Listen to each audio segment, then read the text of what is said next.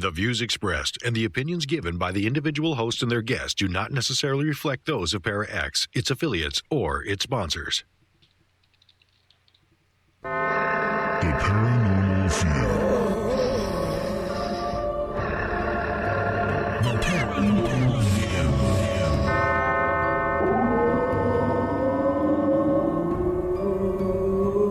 Peter, can you come out here and close the window?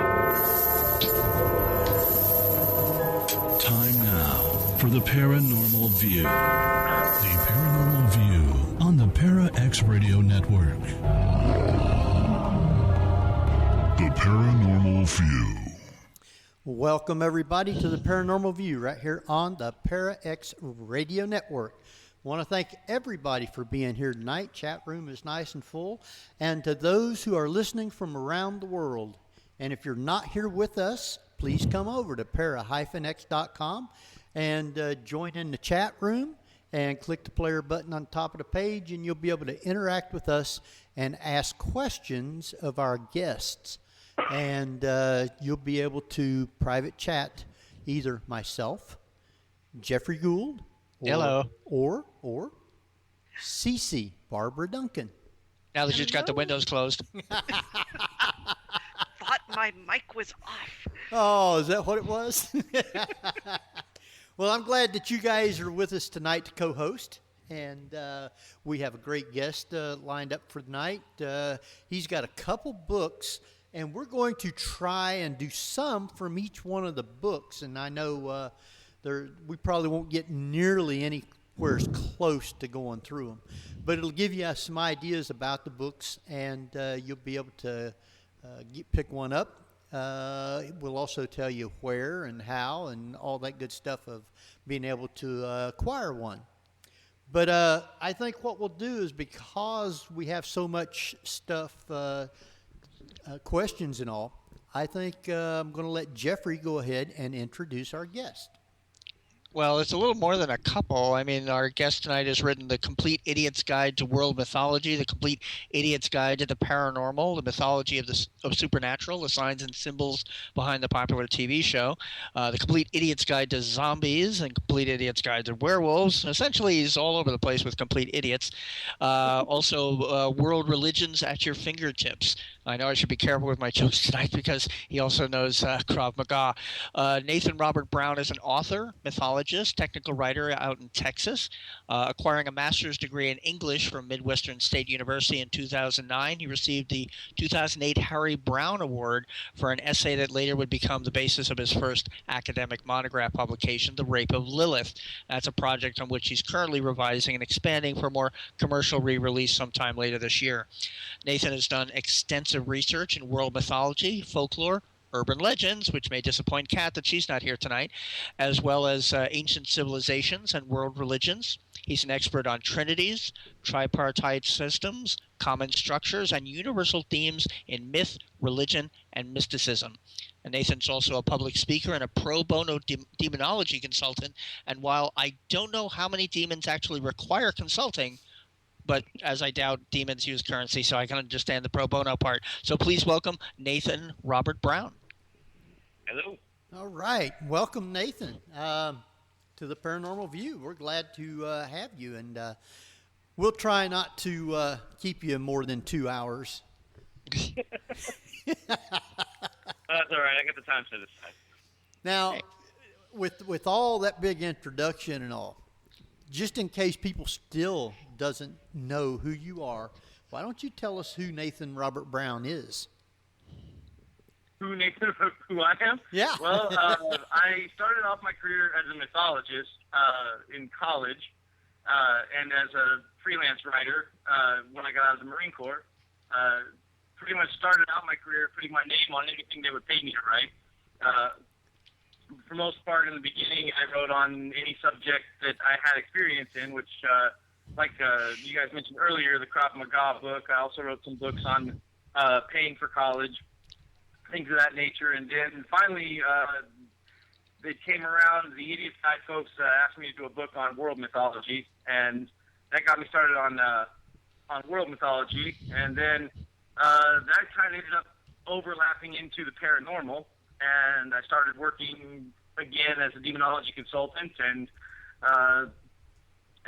that's pretty much been my life since then. It's just working as a consultant when it comes up, and writing books on mythology and the paranormal.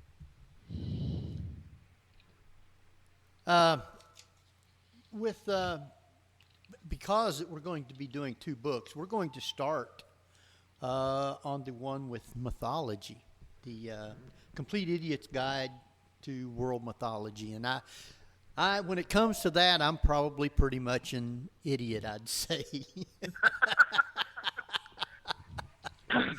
But because maybe a lot of people may not actually know what it might be, in a nutshell, what is mythology?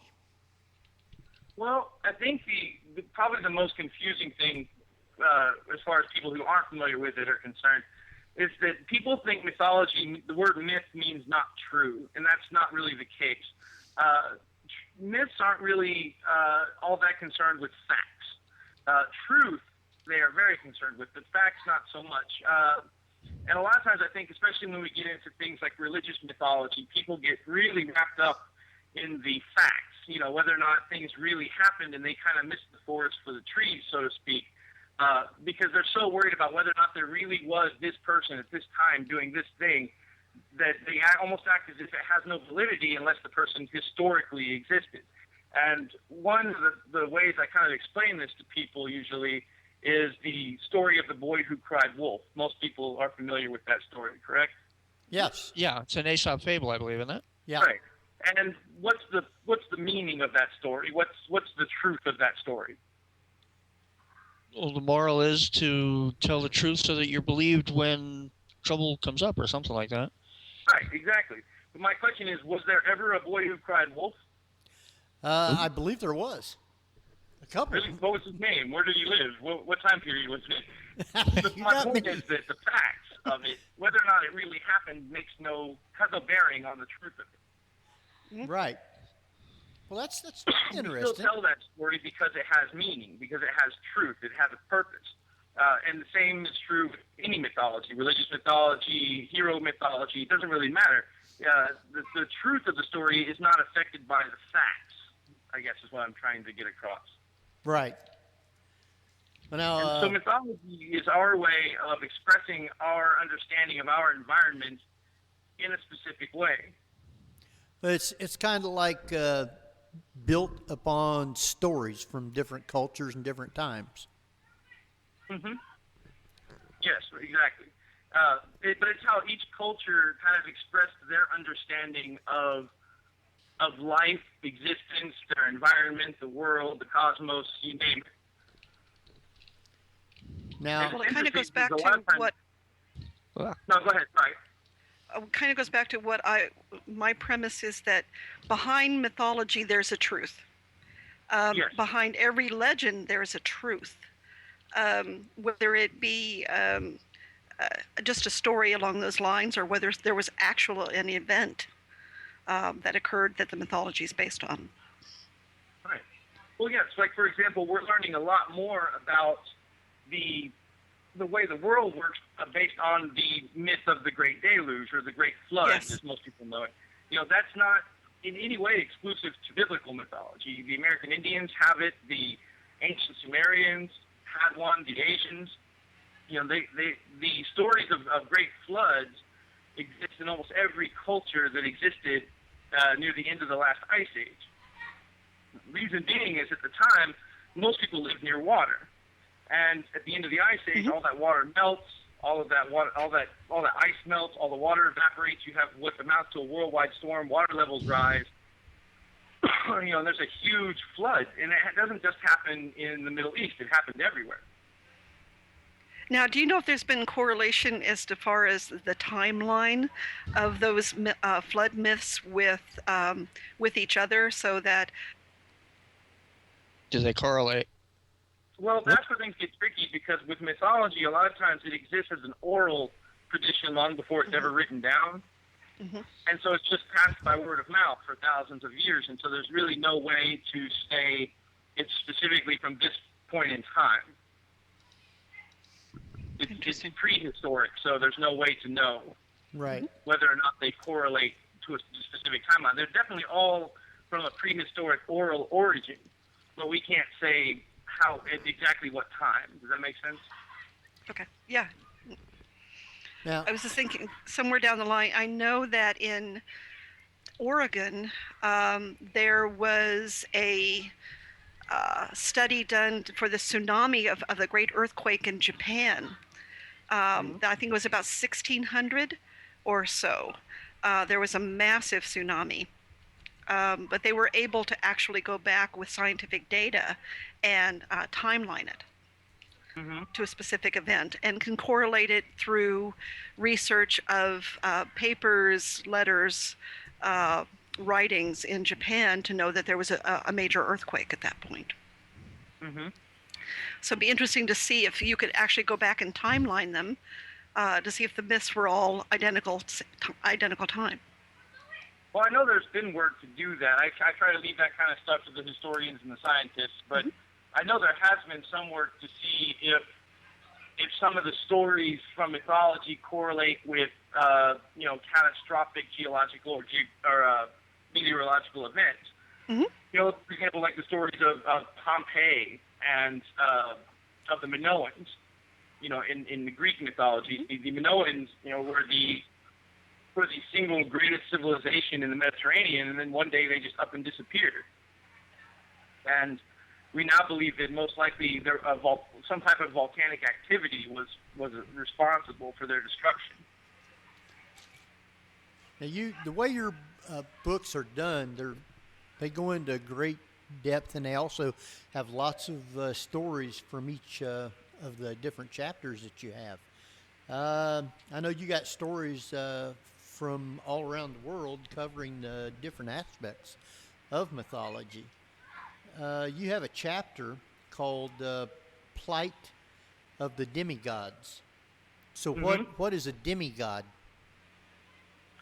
Well, originally demigod meant more or less half god, the children of God, the half god, half human, but sometimes the mix is different. But people who are not completely gods, Heracles or Hercules, as he's more well known, Gilgamesh, any number of figures from mythology exist who were for lack of a better word, the bastard children of a god. And most of the time, their lives don't go that well. Their lives don't really. Right. They have a lot of power, but they also have a lot of tragedy in their lives. For example, Hercules, when he was born, obviously his I guess you would call her stepmother, Hera, wasn't real thrilled about the fact that Zeus had had yet another child with a human being, and Zeus did get around. Zeus did get around. That guy got around. And she sent snakes to kill him in his crib when he was a baby, but of course he was so strong he just strangled them to death like they were little rattle toys. And but then later in his life, he found peace and got married and had a family, and Hera struck him with a bout of madness and made him slaughter his entire family, and then returned him to sanity afterwards. So he goes mad, kills his own wife and children, and then she makes him sane again so that he can suffer. Nice. For what he's done. And then he goes off to kind of that's where the 12 labors comes from. He was doing penance for what he had done. Yeah, it's interesting to see how sadistic some of the gods were within the Greek and Roman myths. Oh yeah. Even in the American Indian mythology, they test people constantly. Oh, heck, even in the Judeo-Christian mythology. Oh yeah. The Old Testament God could be a real jerk. That's true. Well, that's why I always the story of Abraham. The story of Abraham is the first man to believe in the one true God, and what does he do? He asks him to take his son up to the mountaintop and kill him. That's why I always like when people talk about what I call the Christians who are like sort of beyond obsession, and they'll refer to God. I'm like, well, which one are you talking about? Are you talking about the Old Testament genocidal God or the New Testament, tree hugger kind of happy, happy, joy, joy kind of God? And they don't like that for some reason. I don't know why. Well, and that's a problem in the English language I've found with this misunderstanding of the concrete word God and the abstract word God. Well, I like the saying that says God is a job description. Yes, exactly. But in Christians, most Christians, their God really goes by either Jehovah or Yahweh or any number of ways you can pronounce it. But most American or Western Christians, when they say God, they're talking about the Judeo-Christian God. And so when someone else says God, they automatically assume they're talking about the same religious beliefs, even though they're not. And I run into that problem a lot because I don't have a religion, but I'm not an atheist. And I run into confusion quite often when I refer to God, and then I have to explain to people that I'm not a member of their religion. Right. Now, you got, there's another chapter in there called Ladies of Wrath. Apparently, there are some women you didn't want to mess with in mythology. Absolutely not. One story you had was the Revenge of the One-Handed Girl, and that was from Africa. Oh gosh, I haven't read that one in forever. That one I believe was more of a like a return of the wayward child type of story, and I believe it was her brother that was responsible for the loss of her hand. Unless I'm not remembering that correctly, it's been so long since I read that myth. But yeah, she comes back, and I believe she takes I want to say either a god or some type of spirit as a husband, and returns with power and more or less is capable of wreaking revenge upon the brother that's responsible for the loss of her hand. Unless I'm not remembering that correctly. I don't have the book in front of me. Oops. I've probably read a couple thousand myths in my life. It's hard to keep them all. Oh, I would assume so. Available in my head. They kind of all blend together, don't they? Sometimes. Yeah. Especially because there are so many that are similar. You had another story of the women like that. One was the Queen of Mycenae. That was a Greek. Wait, the Queen of who? What? Take into account this is Henry trying to pronounce something. Yeah, This it's should me be trying to creative. pronounce something. I think it's Mycene. Mycenae. Mycenae, yeah. The Queen of Mycenae. Oh. Uh, I'm well, sorry. Are you saying the Queen of Mycenae? maybe that's what it is. Probably. That's close enough to me. Okay. Yeah, it's pronounced Mycenae. Yeah. Okay. You're talking about Ariope. It's all kind of Greek to me. Or are you talking about Clytemnestra? You're talking about Clytemnestra, I think. But you're talking about the mean one, right? Well, it was in with the wrath of the women. Yeah, I believe that's Clytemnestra.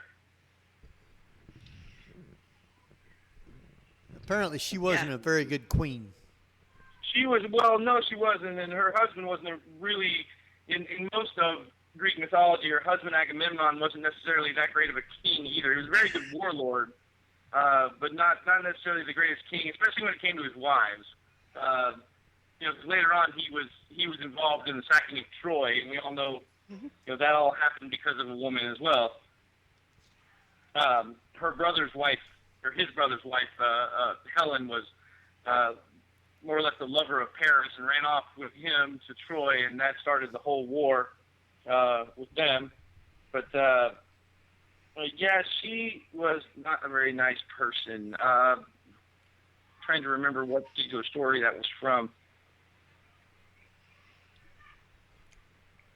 I can't remember. Was she Was it related the to Odyssey? Cassandra, or who had the gift Well, of prophecy? Cassandra was the prophetess that she was cursed with the gift of prophecy. It's kind of an interesting one. she's cursed with the gift of prophecy, but with the fact that no one will believe her. Mm-hmm. So Yeah, she because knows the truth she had of what's spurned going to Apollo. happen, but nobody listens. Yeah, she spurned Apollo, I think, and that's why he smacked her up with that. Yeah, but Clytemnestra is most well known for killing her husband. That's her main thing. She was not real thrilled with Agamemnon and decided that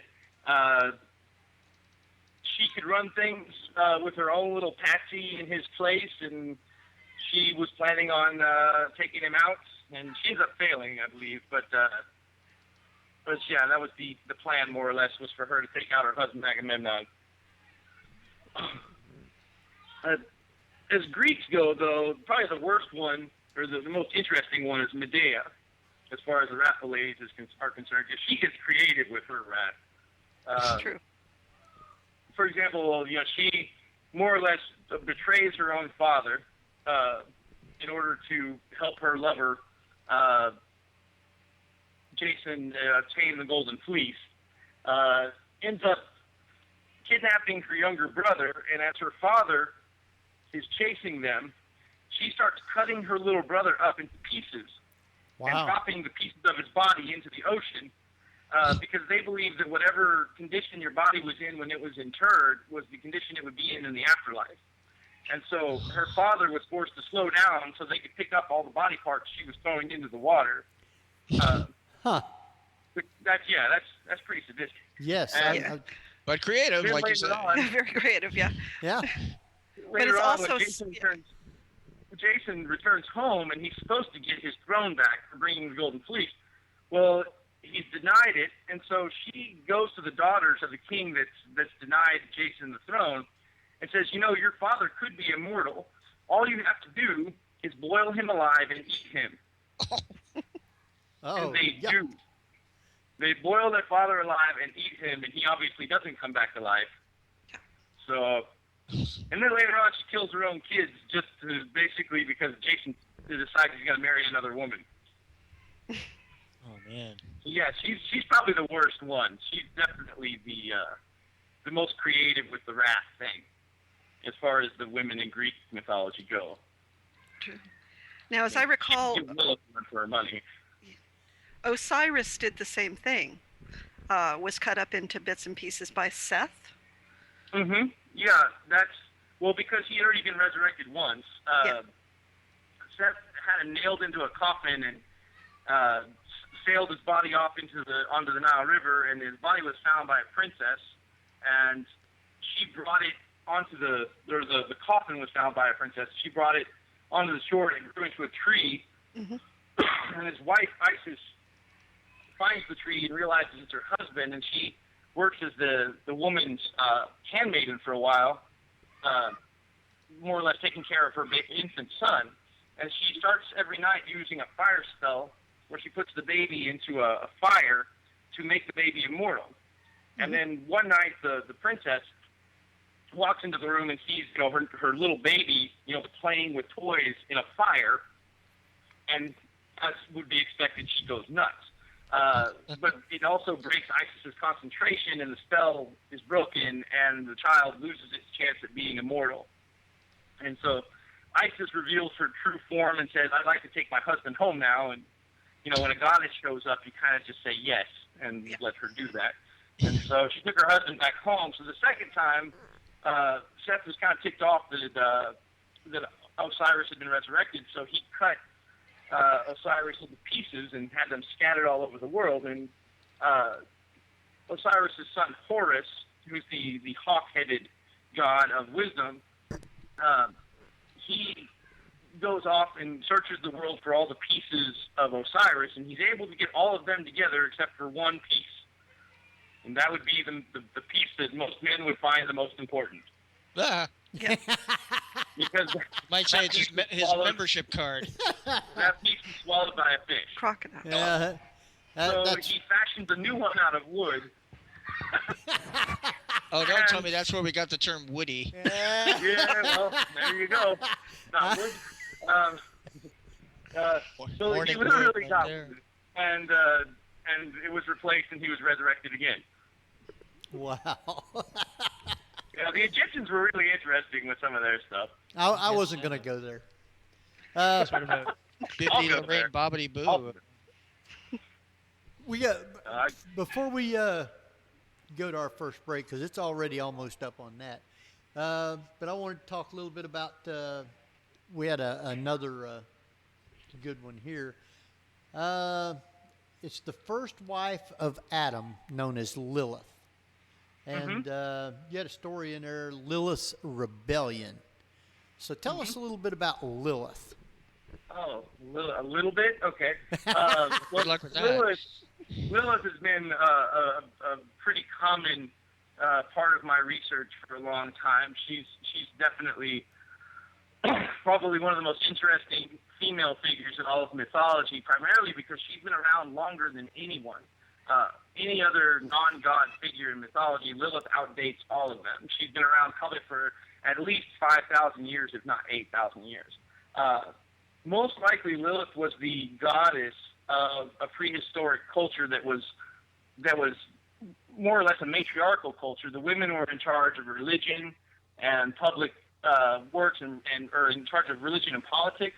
Men were in charge of public works and things of that nature. And the culture had no army, believe it or not. They didn't need one. They existed for thousands of years, being ruled by basically a matriarchal system, and they lived in peace until a male sky god worshipping, horse riding warrior culture came along and wiped them out, or at least enslaved them. And so in the myths, the first myth she shows up in is the Inanna myth, which is an ancient Sumerian one. That won't take me forever to talk about. So I'll get more to the biblical stuff, which I think is what you're talking about. In the original Eden story, which most people are unfamiliar with because it really only exists in a few very rare forms, in Genesis, when it says on the sixth day, God created human beings. It doesn't say man. And it says man and woman, he created them, which is kind of weird since Eve doesn't show up until far later in Genesis. Right. But in the very beginning, it says man and woman, he created them, and that's because it's discussing Lilith. Lilith and Adam were created in the same way. They were both created from the earth. They were created equally by God. Problem is, they didn't really get along very well. Adam didn't really seem able to get on Lilith's good side. And so it's kind of suggested that since he couldn't get Lilith to do anything with him, he started doing stuff with the animals. And Lilith was like, I'm not touching you ever. And God more or less had to rescue her because Adam tried to rape her. And so she calls out the name of God, which is an unspeakable word, and it never really is explained how she's able to do this. And God rescues her from the rape and more or less says, look, this isn't working. You need to go back to Eden and play nice with Adam. And she says no. So God sends her out into the land of Nod, the land of the wasteland where Cain is later exiled, and she walks there, and eventually God sends 3 angels to tell her to give her a chance to come back, and all will be forgiven if she just comes back and plays nice with Adam. And she pretty much tells each of the angels to shove it where the sun don't shine. So the angels come back to God and say, hey, look, this isn't working. And God says, look, you go back to her, and if she doesn't agree to come back, you kill her on the spot. And so the angels catch up to her at the shore of the Sea of Reeds, which is the same place where Moses will later drown all the Jews, or drown all the Egyptians. Sorry, wrong group. So anyway, she gets there, and the angels say, look, you either come back with us, or we're going to drown you right here in the water. And it's great because she says something that I love. She says, she calls them my little darlings. And I love that part because she's talking to 3 angels, and these are old school angels. These aren't toga-wearing, little cherubs. These are badass angels. These are some pretty cool guys. They're like monsters. And she calls them my little darlings, and she explains that God created her only to be the bane of children's mothers and marriage, and that they can't do anything to stop her. And for some reason they can't. It's never really explained why. So what they do is they restrain her and say, well, anywhere you see our likenesses and the words barring Lilith, you're not allowed to do any harm. And at that point, they let her go. She agrees. They let her go, and she jumps into the Red Sea and more or less becomes a demon from that day forward. So she, more or less at this point in time, she's just become kind of a demon in Judeo-Christian mythology, mainly Judaic mythology. And to this day, Hasidic and Orthodox Jews, they pass around these little amulets that have the likenesses of those angels and the words barring Lilith on them for women who are pregnant or don't really know, or they're pregnant or just recently had a child, to keep Lilith from coming in and causing problems. See, now that went farther into the mythos than of which I was previously aware, because I knew that she was Adam's first wife. I knew that for one reason or another she had become a demon, but I never got how, or that she, that there was a close rape and such like that. So that's very interesting. There was a movie I came across so many years ago, some French animated film that essentially had Lilith in it and explained her background. It was very peculiar, being a French movie. And so, yeah, this sort of fills in a lot of interesting gaps there. Well, also, wasn't there a third Lilith, or a third wife that supposedly was transparent? I believe she was made out of mud, or came from mud. Well, that's from the Zohar. That's more mysticism. Stuff and some people say that is Lilith when she returned later. And there's one thing I didn't tell you guys is that later Lilith does return to Eden. And Lilith is actually the snake in the Garden of Eden story. That's not Lucifer. He's been getting a bad rap for that part of the story for the longest time. Well, even the King James Version doesn't name it as Lucifer. It just said, there's a snake. Right, but most people, they assume it because of the use of the term Satan or Satan, which means the adversary, which is a title, not a name, and it's been used for a lot of different evil entities. Excuse me. But not necessarily is it specific to Lucifer. But she does return in the form of a snake, and she's the one responsible for the temptation of Adam and Eve. Well, our time has jumped right on up to being able to take a break. So I think what we'll do is we'll go ahead and take a break. And just remember that if you do have a question for Nathan, you can private message either Jeffrey, CC, or myself, Henry, and we'll get those questions right over to him. If you put it in the chat room, sometimes chat room goes by so fast we don't get a chance to read it. So it's a lot easier if you send it to one of us to ask. And if you're listening from somewhere else, please come on over to para-x.com and join the chat, and then click the player button at the top of the page, and you'll have a wonderful time with all these wonderful people that's in here. Cece, I think you get the chance to do the first one. How's that sound? Okay. You're listening to the Paranormal View. Stay tuned. We'll be right back after a few songs. Welcome back, everybody, to the Paranormal View right here on the Para-X Radio Network. I want to thank everybody for tuning in tonight and listening, and to those all around the world. Appreciate each and every one of you. And if you're not here with us, come on over, para-x.com, click on join the chat, and then click on the player button at the top of the page, and you'll have a wonderful time here. So, with that, I want to welcome back Nathan Robert Brown. Howdy. And, of course, we have Barbara Duncan. Hello, hello. And Jeffrey Gould. Hello, hello. And I know Barbara had sent a thing to me saying, we hadn't even got into the modern ones yet.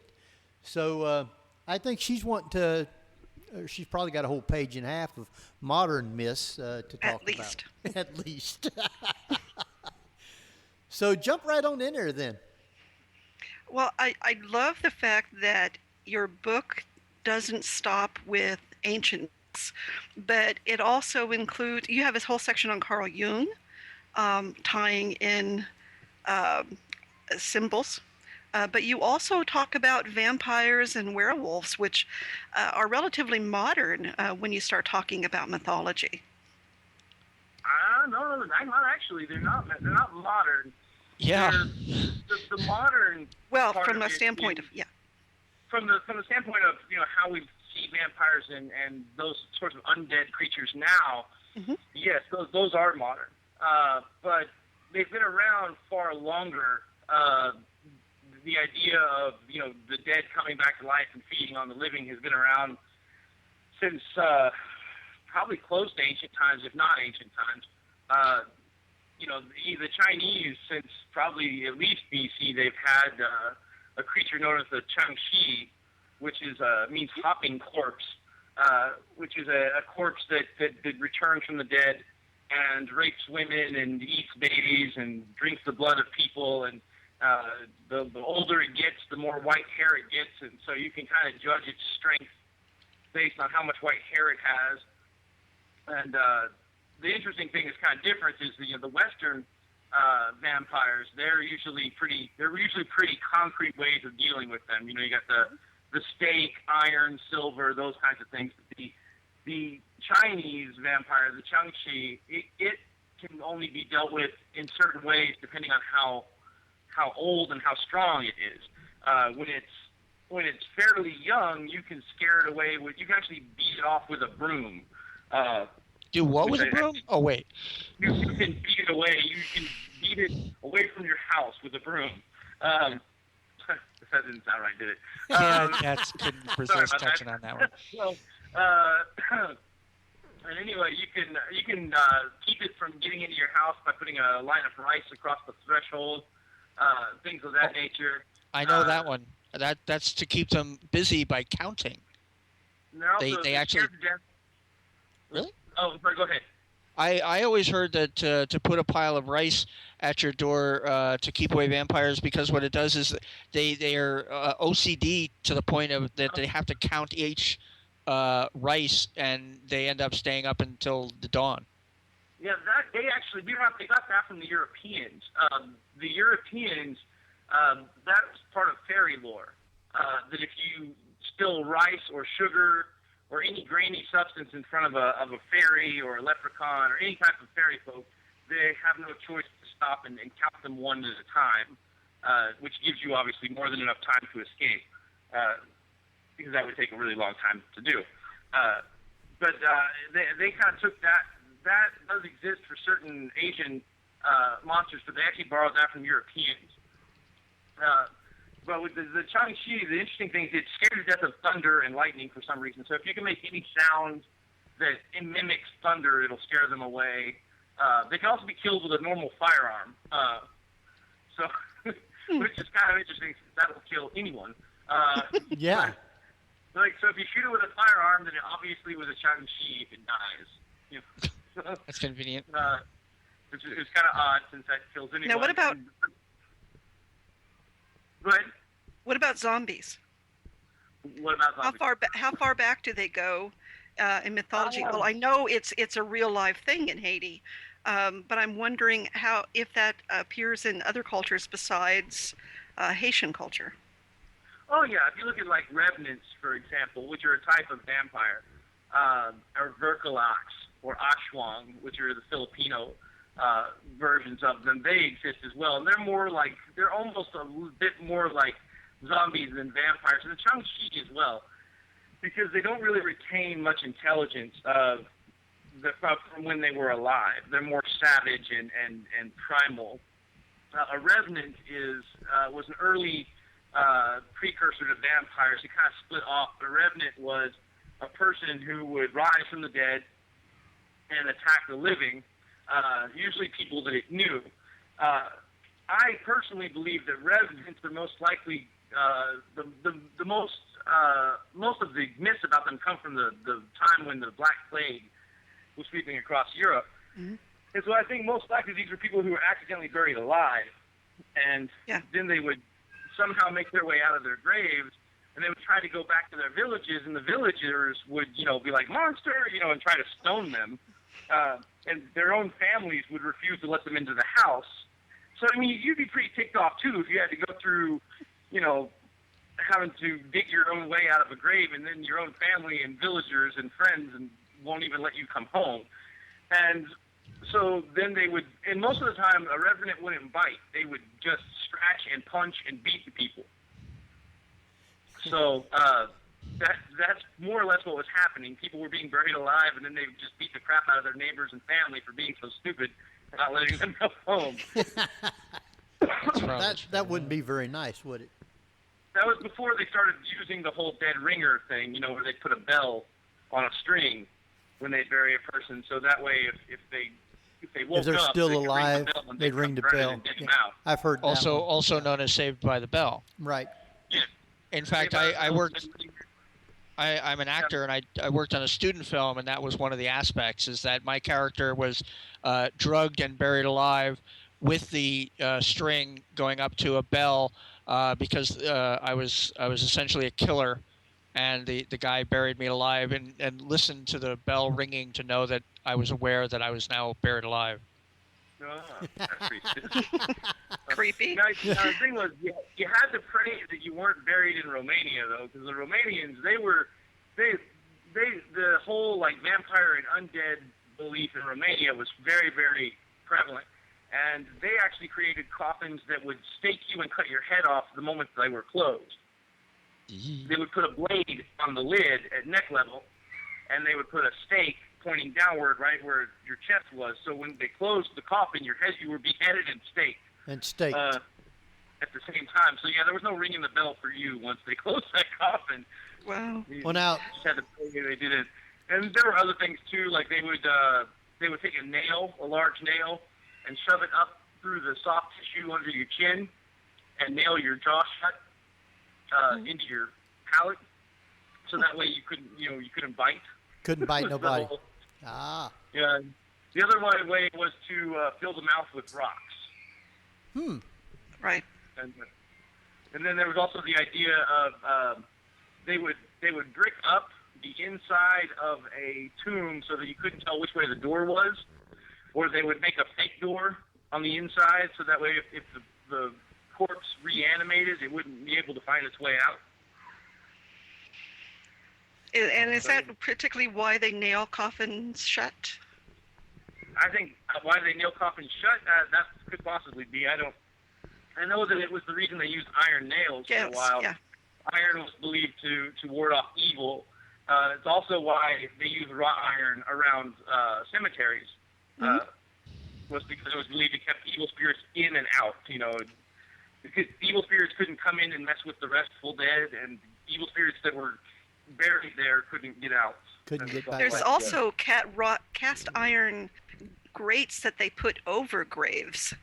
That I also assume that is to keep body snatchers out and the bodies in. Yeah, it's interesting that they put a lot of thought into how to keep bodies from getting up. But you have to understand, though, from their point of view, if you bury someone, they are dead. That's the ultimate moment of closure. We buried someone in the ground. In your mind, they're dead. If they come back in the medieval and pre-medieval mind, anytime before the Renaissance, basically, or anytime before the Enlightenment, if you saw a person that you had buried, they were a ghost, or they were a vampire, or they were some kind of a monster, because people didn't come back from the dead. Well, now they wouldn't think, oh my God, we buried them alive. Now you was talking about making noise and things like that to keep people, well, not people, but to keep the different entities out of the house. Do you think wind chimes was kind of created for that also? I know that wind chimes have something to do with sprites and spirits, but not necessarily like the dead. It has more to do with like nature spirits. As far as I know. But that's not to say that it doesn't exist in some cultures. It's just that because I know that more than one culture has had wind chimes, but the only one I'm real familiar with is it kind of allows nature spirits to continue on, keep moving, and not stop, and cause problems. Nothing to see here. Move along. Well, now- Exactly. Yeah. It's more like, hi, how you doing? Welcome. Here's a pretty sound. Move away. Right. I'm not quite sure why that works or not. But Keep going. Yeah. Well, now, your We vampires, don't take kindly to your type around here. your vampires and zombies and things like that. Do they also fall into the category of kind of like shapeshifters? It depends on what culture. Some cultures, vampires can shapeshift. Some cultures, they can't. It depends on what time period and what culture you're talking about. In Europe, most definitely. You know, they had the ability to assuming the form of mist is the most common. And I think they do that because mist is everywhere in Europe, and it scares the crap out of people because you can't see beyond it. And I think, you know, to see the silhouette of something just beyond your field of view in mist was a very disconcerting thing, I would imagine, in the old world. And so a lot of monsters and creatures in European folklore can change into the mist, and they can be the mist, or they can come out of the mist. And so I think that just was kind of because it was a creepy thing for them. That you never could see what was beyond it, and things could come at you and seem as if they weren't there seconds ago, you know. But shape-shifting, you know, like the Filipino Aswang, can shape-shift quite a bit into animals, and sometimes can take the form of a woman, which is also another common thing with creatures being able to assume the shape of an attractive young girl. But usually there's some kind of a telltale sign. You know, if you look close enough, you'll be able to tell that they are who they are. You know, like the Scottish, they have a thing called a hulder. Or not the Scottish, I'm sorry, the Norwegian have a thing called a hulder, which it looks like a pretty girl, but it'll have like a cow's tail hanging off the back. And so if you pay attention to it and you see the cow's tail on a pretty young girl, then you know it's a hulder. And one of two things happen: either the guy's scared to death and runs away, or the guy tells her that, you know, well, I love you anyway, and then her tail falls off and they can get married. Another way is if they turn around, there's nothing there. It's kind of hard to explain. They're completely hollow on the backside. Wow. Like a mask almost. You know what I'm talking about? Right. Like from the front, you look at them and they look totally normal. You go around on the back and there is no back. They're just hollow. Huh. Like a relief. That would be weird. Yeah, that would be a lot.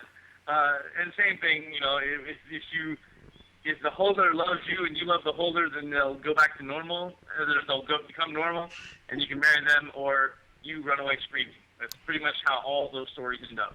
There's not really any story that doesn't end that way. I could just see all the guys now walking by and say, "Wow, look at the tail on that one." Yeah. Yeah, exactly. Well, now, shapeshifters, in your book, you also had some stories under the shapeshifters. And you had one called The Monster Kitty. And I don't know whether you was talking about Cece there or not, but what was the Monster Kitty? That's the Bakineko. It's a Japanese monster. Japanese Japan's probably the most paranormal country on the planet. They love their monster stories. The Bakineko's been around for a long time. It's basically what happens if you overfeed your cat. If the cat gets to a certain age and a certain size, they become supernatural. And they are able to shapeshift, and they'll decide they want to eat people. And so, like, there's one story where this guy, his cat disappears. And his wife, and his mother-in-law are all living together in his house, and he's fairly poor. And one day, their cat just suddenly disappears, and around that same time, his mother-in-law starts to behave oddly. And she won't eat dinner with the family. She'll only take her dinner into, like, her little separate room and eat it there. She doesn't really talk much. She spends most of her time alone. And it's really odd. So one day he decides that he's going to spy on her while she's eating her dinner. And so, you know, she takes her plate or bowl of rice and goes off into her room, and he cracks the door slightly, looks in, and he notices that she's eating something, but her plate is on the bed behind her. Is on the bedroll behind her. She's not eating whatever's on the plate. She looks closer, and she has a rat in her hand, and it's eating a rat. And so he realizes at this point that it's a bakeneko. It's not his mother-in-law. And they, for some reason, they have a sword in the house somewhere. And he goes and grabs the sword. And he comes in and cuts the bakeneko down. At which point, it turns back into a cat. And it's been cleaved in half. And they pull up the floorboards of the room, and they find the body of his mother-in-law, eaten. They find the skeletal remains of his mother-in-law under the floorboards. So what the cat had done was eaten the mother-in-law and taken her form when it became a bakeneko. Japanese can get really creative with the weirdness. That certainly does put the concept of cat lady to a whole new level, I guess. Oh, yeah. Uh-huh. Crazy cat And lady. it's interesting that the Koreans have a similar creature, but it's more of a trickster. It's in Japanese stories, the bakeneko, the cat monster, is more of a cruel, kind of scary, cannibalistic type, or human-eating, I should say, type of monster. Whereas in Korea, their version of it is more. Well, first of all, it's a fox type thing. It's called I can remember what it's called. It's not a cat, but it's a fox, and it does the same thing. It'll take human form, and a lot of times it wants to marry a man, and they'll somehow figure out that it's not a human towards the end. And it's interesting, but it's more of a trickster character. It's maybe a little mischievous, but it doesn't eat people or do anything terrible. And it's like a vixen, a female fox? Yeah, it's what is it called? That's going to drive me nuts. Hang on 1 second. No worries. Uh-oh. We got another hour. Sound like you stumped him there. Okay. It's called. I think he stumped Kumiho. himself. All right. I'm sorry, It's what? called a kumiho. Comeval? It's kind of on the nose, isn't it? How's it spelled? Did we lose him? I don't know. Did we lose me? Are you still there? Hold on here. No, it shows he's still on. Yeah, Yeah, he must be looking something up there. that could be. But I don't. It sounded like he called it a comeval. Yeah. What was it? Which sounds a little on the nose, but. I hope. Hold on here. Let me see in here. If he got dropped off. But I don't see him, and it doesn't show as him not being connected. Here it goes now. Yeah. All right, hold on here. Let me call him. The cat got him, yeah. Yeah, let me call him back here. Skype. You have to blame Skype on this one. Yep. Nathan. All right. I don't know what happened. No. But we were just curious as to Yeah. you called it a comeval, was it? Kumiho, yeah. How's that spelled? Kumiho, yeah. Kumiho. Kumiho, yeah. Kamiho. And that's Kumiho. it's a fox trickster type spirit. All right. Under the vampires, zombies, and the undead section, you had a story in there, and I was wanting to know, who was Peter Blagojevich? Blagojevich.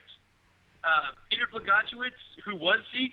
Yeah. Well, he was just some guy who lived in a small village out in northern Europe. It's either the first case of actual recorded vampirism, or it's probably one of the largest cases of mass hysteria that ever existed. What happened was this guy named Peter Blagojevich got seriously ill and died, and he was, they had a funeral and they buried him. And for the next couple of weeks, people were reporting seeing him and him visiting them in the night. And it turns out, all of a sudden, people start trying to find Blagojevich's wife, and she's missing. And they find one of her family members, and she explains that, well, she came to my house and said that Peter showed up at her front door and asked for his shoes. and she packed up the next day and moved out. So she because when your dead husband shows up at your door asking for his shoes, it's time to move. And so she apparently gave him his shoes and was like, "That's it, I'm out of here," and like packed up her stuff and left. So, but everyone that had seen Peter, sometimes he would hit them or yell at them or scratch them, and all of a sudden they would get sick and they would die. And then people started saying they were seeing their family members, in the night, and it got to a point where they sent a letter to a local religious figure and a magistrate to come and kind of help them figure out what to do. And they're like, well, whatever you do, don't kill anyone. Just wait till we get there. And so they get there, and that was who recorded the whole thing was the magistrate and the religious bishop that was involved, who they called the Pope. Even though it wasn't really the Pope, it's kind of hard to explain. It was a Pope of a certain area. And are you guys Local still there? Pope. Okay, now. So anyway, they open up the coffin, and to them, Peter didn't look the way he should have looked. His skin had, based on the testimony, his skin had peeled and new skin was found underneath it. His nails were still growing, and his hair was still growing. And so they decided he was a vampire, and that he needed to be staked. And when they staked him, the body let out a horrible, spine-tingling shriek, according to the testimony. And that's kind of where it ends. But the interesting thing is that all the symptoms of vampirism that they name in the testimony actually are normal symptoms of decomposition. The skin does peel off as you start to dehydrate. Your nails and hair don't actually grow after death. What happens is your body dehydrates and your skin actually gets tighter around your body, and so it gets closer to the bone. And so it looks like the nails are longer, but in fact the fingers are just shorter. It looks like the hair's still growing, but in fact your head is just smaller. Does that make sense? Yeah. Yep. Okay. Sure does. And the shriek that he let out, what happens is when you decompose your intestines, they start to liquefy and gases build up in the chest cavity. And so when they slammed the stake into the chest, it forced all those gases up through the throat, which would have vibrated the vocal cords and made probably a pretty freaky sound. Not to mention smell really bad. Right. And it probably smelled too good. Right then we'd have seen how fast I could run. But once again, this was probably a case of a guy who was buried alive. And he probably woke up in his coffin, got himself out. He got to his wife's house and he's been walking barefoot this whole time. And he's like, "Where are my shoes?" And she gives him his shoes, and then he comes back inside and she's gone. And he realizes that, every time he goes to try to talk to people, they're scared of him and they yell and they probably throw rocks at him. He gets pretty angry and starts beating people up. But then he's still sick. You have to understand. He probably did have an illness. And so he's sick, and every time he's interacting and beating people up, he's probably infecting them at the same time. He's exposing them to whatever it was he had. And so those people probably got sick and also died or became close to death and were also buried early by accident. Makes sense. Well, now that happened way more than people really probably want to think about. The only way they knew if you were dead, they put a mirror under your nose. That was it. right. See if you got any breathing on the mirror. Yeah. Well, I think that even last month, I think they were talking. There was a couple of babies in South America that were pronounced dead. Yeah.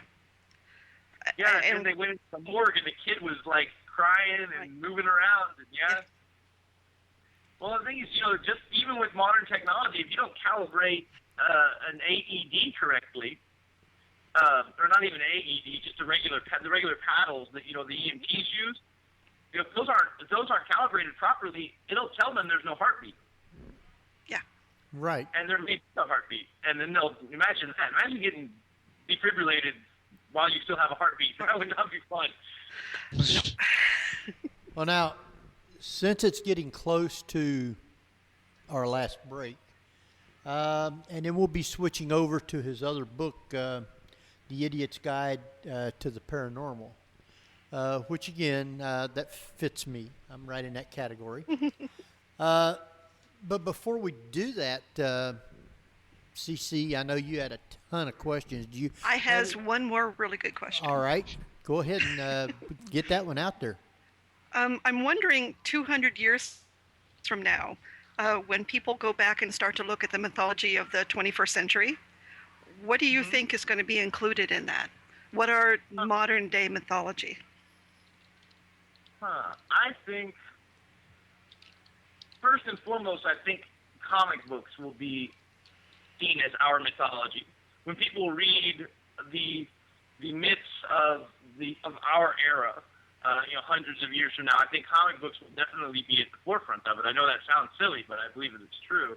And I also think that the myths of the internet, urban legends, and myths about technology will probably be some of the common things. I don't just mean from like right now. I'm talking about myths from 50 years ago, back when they thought that nuclear radiation could make giant spiders and space radiation could create zombies. And they don't. We thought we were all going to be wiped out by a virus. And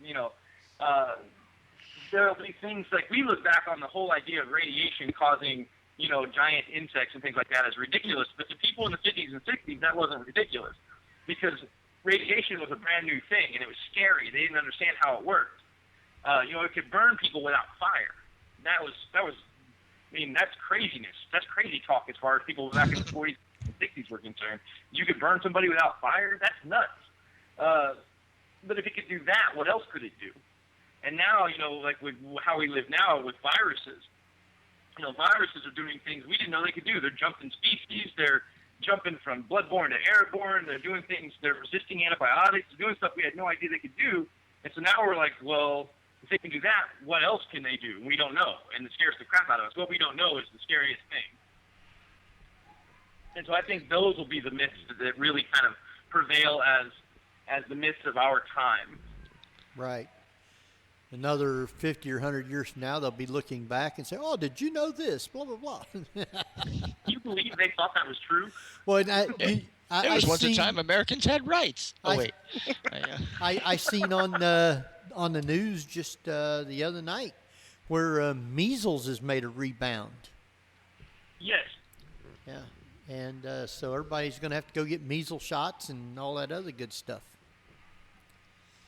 It's a retro, yeah. Godzilla as a myth would be actually a really good study in not just horror, but the effect of radiation. Mm-hmm. That would be an interesting study, I think, because there's so many crazy movies and stories and ideas, the swamp thing and the toxic Avenger and, how many superheroes got their powers from radiation. Like Godzilla. Spider-Man. Yeah. Spider-Man, radioactive spider, which is hilarious. If you could irradiate a spider and make the spider radioactive and not kill it. Yeah. I think we all know what happens when you irradiate a spider. It dies of radiation poisoning. That's what happens. But not. Well, there was like on the internet, there was a comic strip of a guy saying, "Whoa, it's a little. I've been bitten by a radioactive spider. I'm going to have all kinds of powers." And the next frame, the guy's just laid out dead. Yeah. There was an episode of Family Guy where they had somehow gotten superpowers from toxic waste, and so the mayor of the town goes to the toxic waste dump and rolls around in toxic waste, and he's like, you have leukemia. He's like, how could that be? He's like, well, it's probably from all that toxic waste you rolled around in. What were you thinking? Well, I think what we'll do is we're going to go ahead and take our last break, and when we come back, we're going to be talking about the Idiot's Guide to the Paranormal. So, Jeff, you know what you get to do? I get to say you're listening to the Paranormal View on para-x.com with tonight's guest author and demonologist Nathan Robert Brown discussing mythology and the paranormal. So stay tuned to keep Lilith from coming by and smacking you upside the head. All right. We'll be back in just a little bit. Right. Welcome back to the Paranormal View right here on the ParaX Radio Network. I want to thank everybody for being here tonight. And I do want to remind everybody that right after our show tonight, which is 10 o'clock Eastern Time, stay tuned for the Ghost Soldiers. They will be playing all kinds of music for you and chit-chatting, and I have no idea what else they'll be talking about. But that comes up right after our show, so stay tuned for that. And I want to welcome back Nathan Robert Brown. About messed that one up, didn't I? Nathan Robert Brown. Yeah, I get tongue-tied sometimes, but that's okay. I haven't had much to drink. We're going to go ahead and talk about The Idiot's Guide to the Paranormal, his other good book that we're going to try and get a lot of questions fit in here in the next 40 minutes. So I would say that one of the first questions that I would ask about that is, what is the difference between a spirit and a ghost? Well, not all spirits are ghosts, but all ghosts are spirits, I guess would be the easiest way to explain that. Ghosts are a type of spirit, but not all spirit entities that you run into are ghosts. There are different types of spirits attached to different elements, different parts of nature, but they're not necessarily disembodied souls, which is what a ghost would be. If you do believe in the actual that the actual spirit can stick around after death, then yes, that's a ghost. A ghost specifically is a disembodied soul of someone who was once alive. Whereas a spirit can just be any non-physical entity. Okay. That's the easiest way to explain it. That's the easiest way, and that's what we're looking for. Just a simple thing that us people can understand. Let's see. I know you got a one thing on there called poltergeists, and what in that section you say that there's 5 stages of a poltergeist. What are the 5 stages?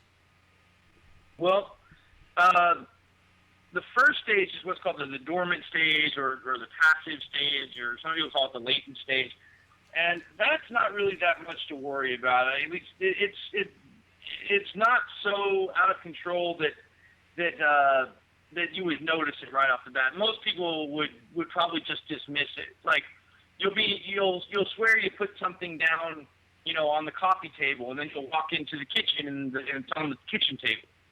And you'll be like, well, I'm just being scatterbrained. Things like that start happening. Not really much is going on. They're just little freak occurrences that don't really, they can be easily explained away. Then you get to stage 2, which is the detectable presence, or the obvious presence. It means that at this point, simple explanations are not really going to work. You can still kind of explain some things away, like weird noises or things like that, that it's just, you're just imagining things, or it's just the wind, or the house is settling.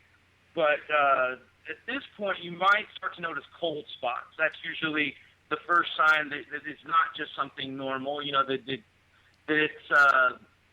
could be something paranormal. That's probably the most common thing. If you start to notice that maybe certain rooms in the house are colder than the rest of the house, there's really no explanation for it. The other thing is unexplained scratches. That's the big one. There start to be gashes in furniture, or on the walls, or on countertops, things like that. They don't seem to have come from anywhere specific, and you can't really explain how they got there.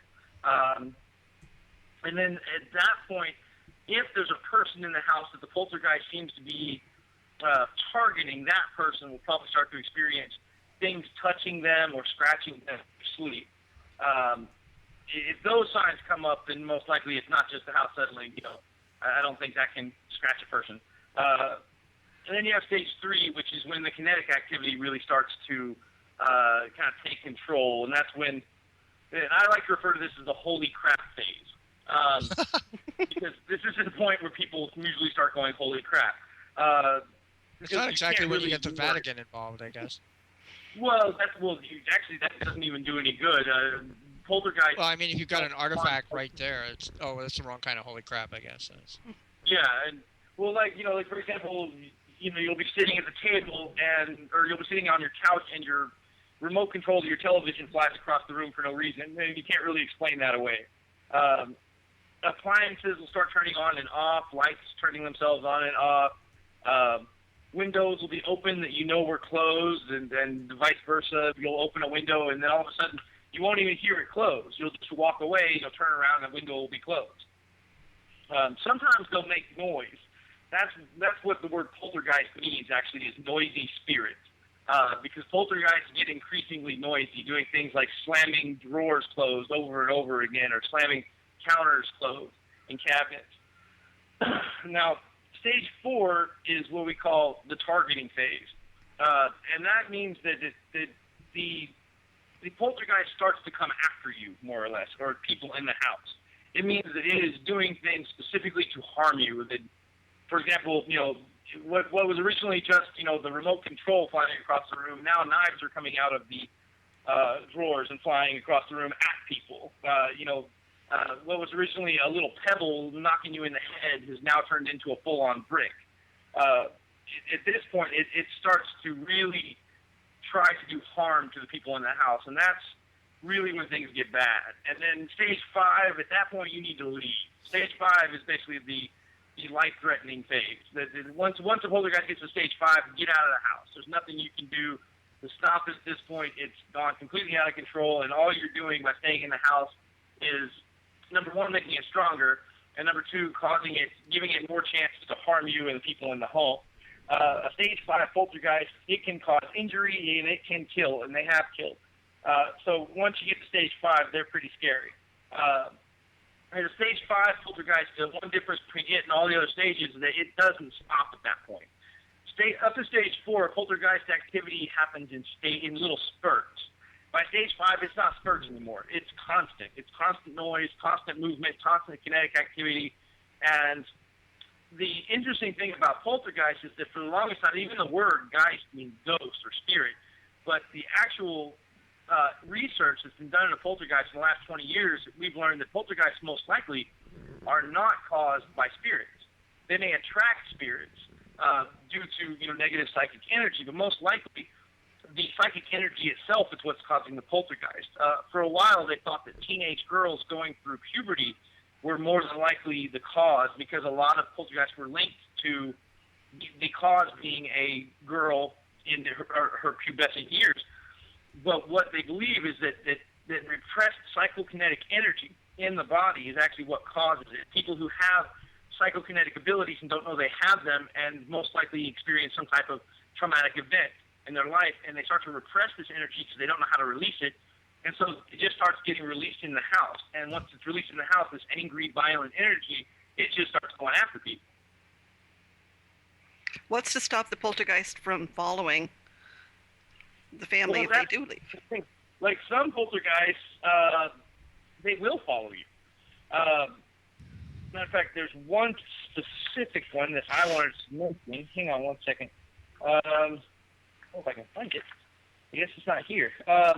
There was where is it? Well, there was a poltergeist. I don't know why I can't find it right now. I want to say this was in the late 19th century. A gentleman in Britain, he was a drummer, a traveling entertainer, more or less a homeless guy with a drum, who would come into a town, play his music, people would give him, toss coins at him, and he would leave. Well, when he got to this particular village, instead of being allowed to perform, the local magistrate or police locked him up, and said, you either leave town or you're going to go to jail. And he's like, well, I'm not leaving until, I've had time to make a little bit of money and move on. So they locked him up, and they took his drum away.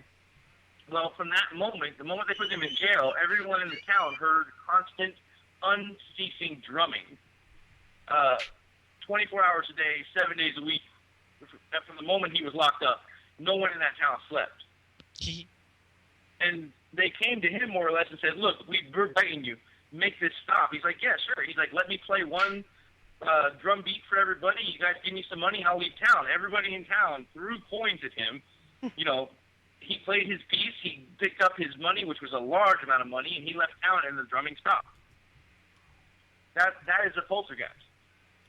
This guy had some type of psychokinetic ability, and he had somehow learned to use it, and was able to more or less torment this entire town with his ability until they did what he wanted and he left. Now, might it be I'm sorry. I was going to say it could easily also be a form of telepathy if it was something, because you don't know whether or not they were hearing it in their minds or if it was a physical manifestation. Well, they said that they brought people into the town to investigate this, and they were, like, for example, they brought in a magistrate from a nearby town, and he, as he was walking up to the village, did not hear a thing. Like, you know how usually when you hear drumming, you'll hear it from a distance and it gets louder as you get closer? Right. That didn't happen. The moment he crossed into the boundary of the town, he heard it. And then as soon as he stepped out of the town, he didn't hear it anymore. That's interesting. Now, well, you're separate. Go ahead. Well, it wasn't an audible sound. It was definitely in their minds that this was happening. Yeah. But he definitely knew where the terminus was, you know, so not to bother anybody outside of who wasn't paying him. Well, like a lot of these poltergeists have come up, especially the ones that took place in the late 19th, early 20th centuries. When they've gone back to look, a lot of them had teenage girls in the houses who had been physically abused. There was one who had a young, pregnant teenage girl who was unwed, who apparently had been the victim of rape. And more or less, they're somehow extremely traumatized, and that trauma manifests in psychic energy and causes a violent, more or less like psychic energy without any type of filter. It just goes crazy. And the problem is that a lot of times they think it's a demon involved, so they'll call an exorcist in, and the exorcist will show up and they're trying to exorcise the house and it doesn't do any good because there's no demon to exorcise anyway. I was going to say, it's when you look at what you're calling a stage 5 poltergeist, there's a lot of people that would say, halt, stop, call a priest, this is demonic. How are you separating the two? Well, here's the thing. A demonic entity may be attracted to a poltergeist. Just kind of like attracts, like the negative psychic energy of a poltergeist might attract a demon there. So if there is a demon there because of the poltergeist, then yes, an exorcist can remove it. But it won't stop the actual poltergeist activity. Does that make sense? Yeah, total. The only way that has been found to stop a poltergeist is to somehow get the person who's causing it to be aware that they're causing it. And a matter of fact, there was a case the Paranormal Research Society did a while back, and this was several years ago, where they had something similar to that happening, where they went to a house and it seemed like they thought it was haunted, and it turned out one of the girls there had psychic abilities and was causing things to move by accident. And as soon as she became aware of the fact that she was causing it, they stopped. Now, I wanted to take a quick second and acknowledge the people that we have listening from around the world. Tonight we got listeners in the U.S., the U.K., Ireland, Switzerland, Canada, and that famous other place. We have 3 listeners from there. So, I always wanted to go there. Yeah. And the reason you've never been, because you don't know how to get there. Can't get there from here. Yeah. Let's see. I guess with the guide to the paranormal, you had a thing under the poltergeist section, and I would assume that this is from Japan. What is the Indigaya Tunnel? Huh? Indigaya Tunnel? Yeah, that's it. Yep. What is that? Yeah, that's not a poltergeist. That's a haunting. That particular section, I was trying to explain the difference between a poltergeist and a haunting. Sendagaya Tunnel, it runs directly beneath Aoyama, which is the Blue Mountain Cemetery, which is a cemetery in Sujian Temple, which is a Shinto temple and cemetery in that area. And there's been a lot of reports of pretty creepy things happen to people as they drive through that tunnel. The cab drivers hate it. They're scared to death of it. They won't stop if they're driving through there. The reason is like there was a while there where a young woman was reported as being walking along on the side of the tunnel. You know, it's dangerous because there's nowhere really for pedestrians. There's a shoulder, but it's not a safe place for people to be walking. And so these cab drivers would see this young woman, they'd pull over and offer to, drive them out of the tunnel, and the woman would open the door, and as soon as she would try to step into the cab, she would disappear. And it would needless to say, creep the cab drivers out of it. They've also had a few accidents in Sendagaya caused by creepy little children showing up in people's back seats. A cab driver will be driving through Sendagaya Tunnel, and most cab drivers, they tell each other, like new cab drivers, if you're driving through Sendagaya, don't look in your rearview mirror. The reason is a lot of cab drivers, as they're driving through Sendagaya, have looked in the rearview mirror and seen a little boy and a little girl, or one or both, sitting in the back seat, and they would freak out and crash. It's caused several accidents in Sendagaya Tunnel where people have looked in the rearview mirror and they see that, and obviously they freak out. So most cab drivers in Japan, if they're going through Sendagaya Tunnel, they just look straight ahead and they don't stop.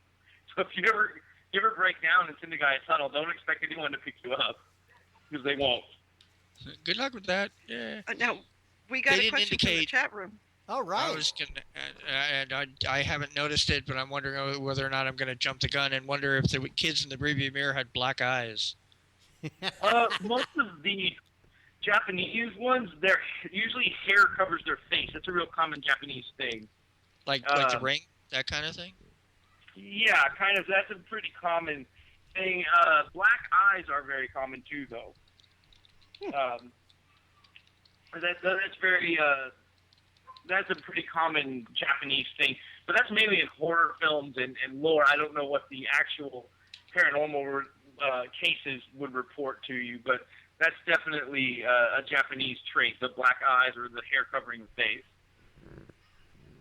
Now, I know that also in the Japanese legends, it says Japan's ghost season. What is Japan's ghost season? Oh goodness, yeah, that would be the hot season. Trying to remember what the actual Japanese term is for it. During the hottest period of the year, they tend to believe that's when the most paranormal activity takes place in Japan. The yurei, which is ancestral spirits, more or less, become especially active, and certain things are done during that time period to kind of appease the ancestral spirits. Mukaebi, which is a bonfire, are burned around that time because they believe that the spirits of their ancestors actually leave their graves around this time. So the fires are there for them, give them a place to go. So the spirits will leave the graves and they'll stay in or near this fire. So it's very important this fire is kept burning. And during the time that fire is burning, they clean the tombstones and the grave spots of their ancestors. They keep them clean. They put fresh flowers out. Sometimes they'll put little offerings of food or sweets around that time. Shinto priests and Buddhist priests both show up at the grave sites and chant sutras. And then once the graves have all been cleaned, the fire is extinguished, and a new bonfire is created called okuribi, and the spirits then move from one fire to the other. And when they do that, they're able to return to their resting places by passing between the mukaebi and the okuribi fires. Japanese. So that's just the ghost season for Japan. That's very much a Shinto thing. Is that pretty much same time every year? Oh yeah. Usually it changes depending on where in the country you are, because the hottest time of year is kind of different. Like if you're in Okinawa, they do it a little differently than people in northern Japan, because there's the way the Japanese islands are set up. The way the seasons go in northern Japan are very different from the way they do in like the island of Okinawa, which is one of the more southern areas. It's a little bit warmer there, and so I think in Okinawa it's usually around late July, but in most of the mainland and northern areas it's usually mid to late August. You also talk about faith magic. What are the origins of the faith magic? Well, I don't know that I could say there's an origin of faith magic. There's lots of different types of faith magic. It's more or less, I don't know that I could say the origins, but I can say that faith magic is more or less magic based on human belief.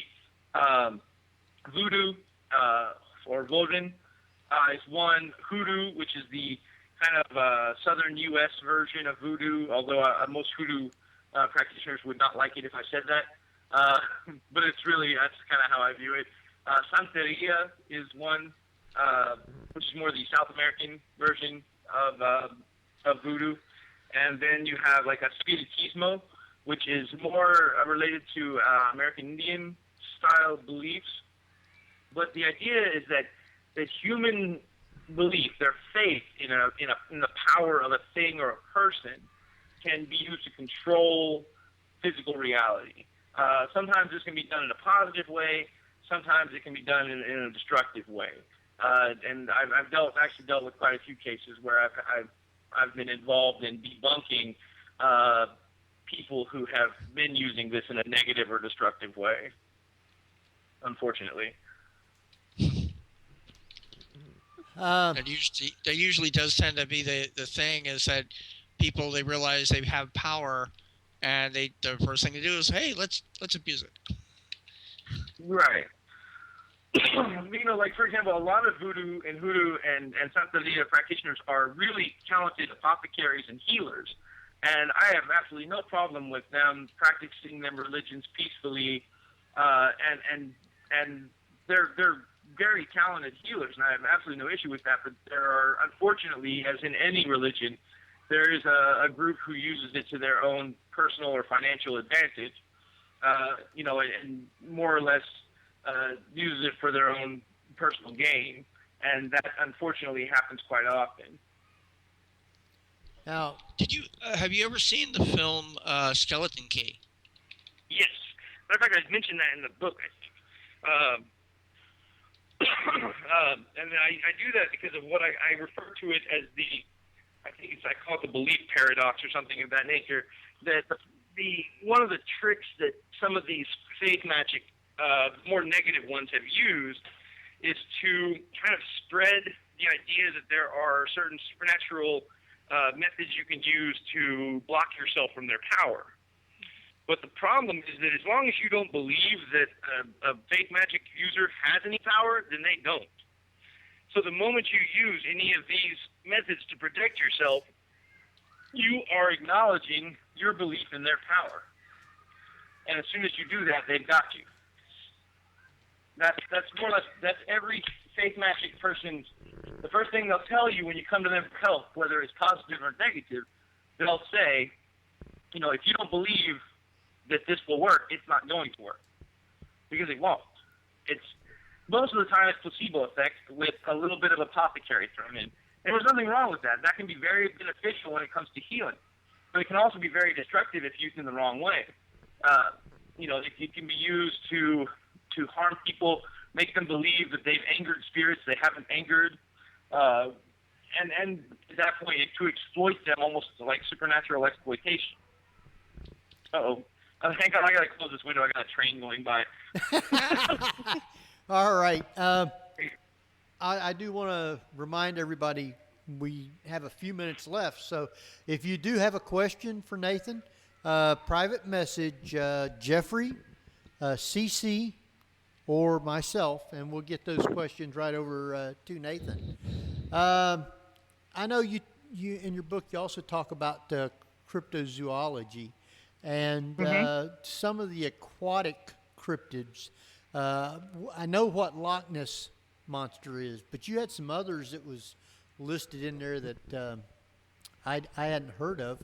The Lake Van monster. Where is that at? Hang on. Oh, Lake Van. Oh, yeah. Okay.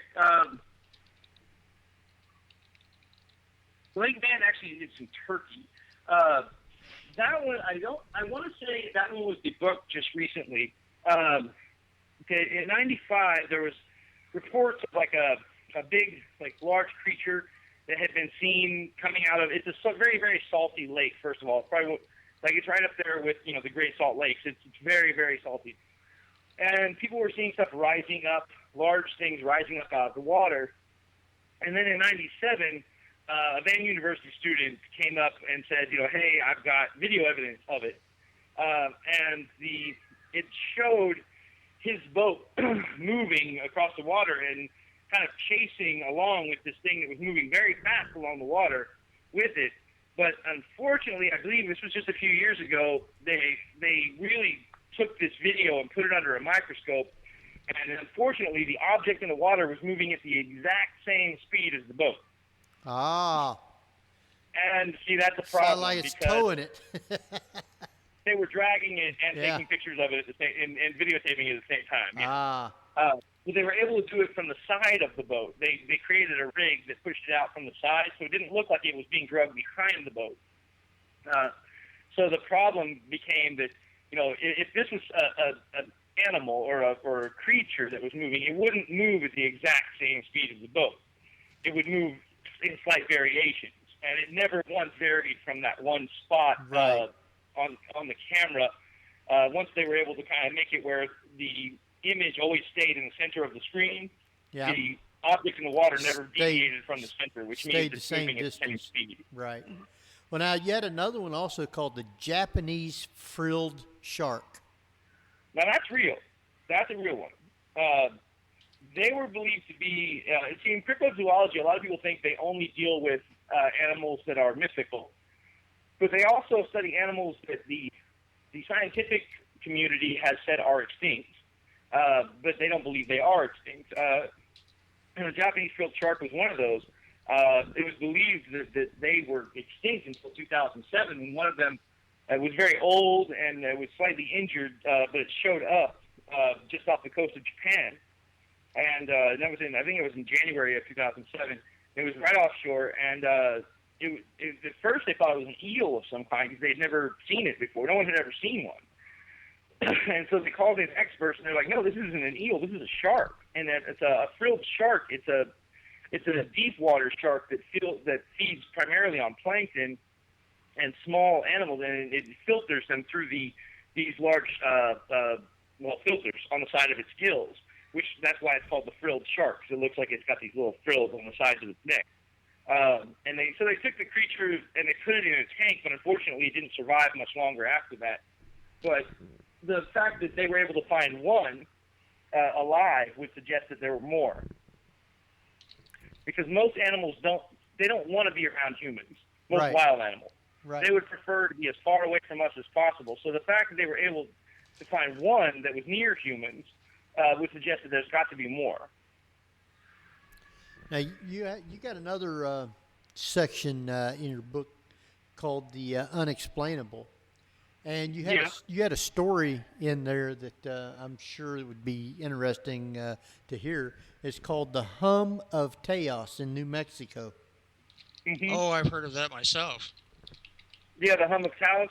Yeah. Yeah, that's a real weird area of Mexico. And, in New Mexico, most of the time Roswell gets all the attention, because of the UFOs and Area 51 and all that stuff. But it's really odd. It's been going on for well over 2 decades now. These people in South New Mexico, and it's not always constant, but they most of the time of the day and night, they hear this weird little, just barely audible hum. And no one's been able to find a reason for it. They tried to look at power transformers, power lines, underground seismic activity. They've looked for anything, to explain it away, and it's a low frequency vibration, which would be odd for a seismic graph to pick up, which is just, it's a very odd, it's a very unusual thing to have go on and not be able to pick it up, a discernible source for it. Now, of course, there are some people who just say, well, it is power lines, it is generators, it is, a transformer.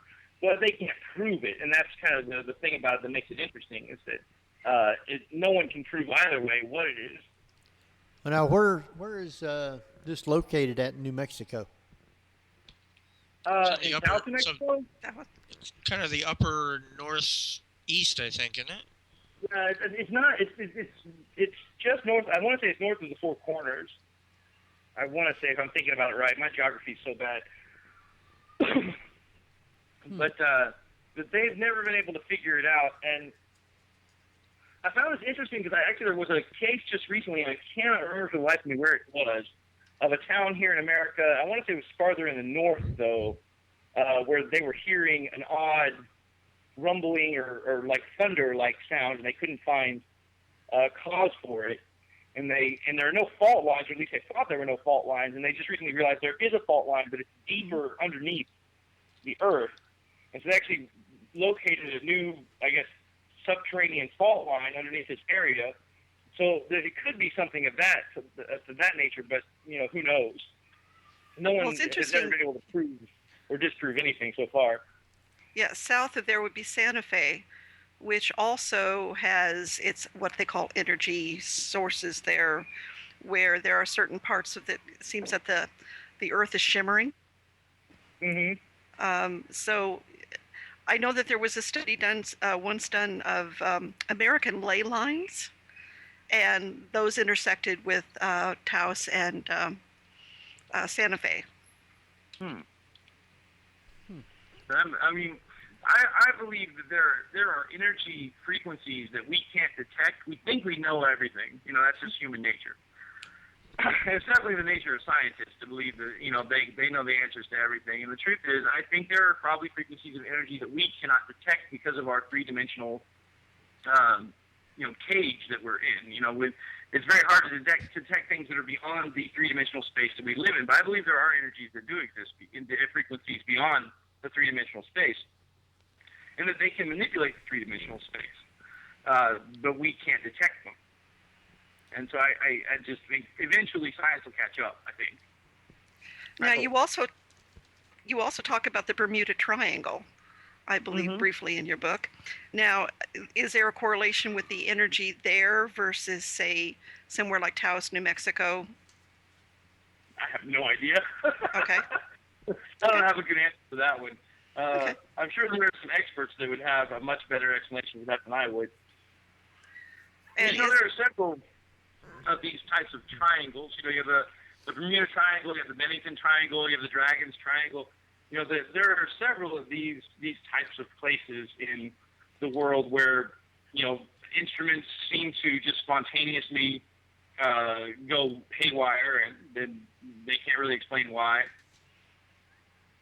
And they all can't be defined by methane bursts, which I think that's what they were trying to say that the Bermuda Triangle was. Right, sunk ships, huge pockets of methane. Yeah. Well, with methane pockets, that knocks out any ship's buoyancy instantaneously, and it drops like a stone before they even realize it. But also, you've got the idea of ships that turn up empty, almost Marie Celeste-esque, as it were. Right. So that's always like, whoa. Now, I thought this one here was kind of... They just recently found the ghost ship. Did you guys hear about this? No. It's hilarious. It's one of the ships that was actually in harbor when the tsunami hit Japan, right. I did see that. And it sent the thing out to sea, and I think it just recently turned back up. But, it's got to be really odd to run across a ship that large with nobody on it. Yes, I did hear about that. Almost like heading towards Alaska or something like that. It was about 2 or 3 weeks ago, yeah. Yeah. There was something else I was going to say. Oh, yeah, there's an area of the China Sea that sailors avoid. Like they literally call it the Devil's Sea, and they avoid it like this. The fishermen avoid it that's like. in the Chinese Triangle. Yeah, and the interesting thing about that triangle is that there is a interconnection of fault lines along that triangle, which is really odd. That it seems to follow along with these three fault lines, that are the reason that you'll have an earthquake in China, and then a few weeks later another one in Japan, and then a few weeks later another one in Indonesia, because they kind of chain off of themselves. And now, I kind of got one more here before we start kind of wrapping up a little bit. Going back to the vampires, you had a section in there called "A Poor Man's Guide to Killing a Vampire." Yeah, I had a lot of fun writing that. So what all does that entail? Well, I think obviously there's the usual of just the wooden stake, which is a lot of fun.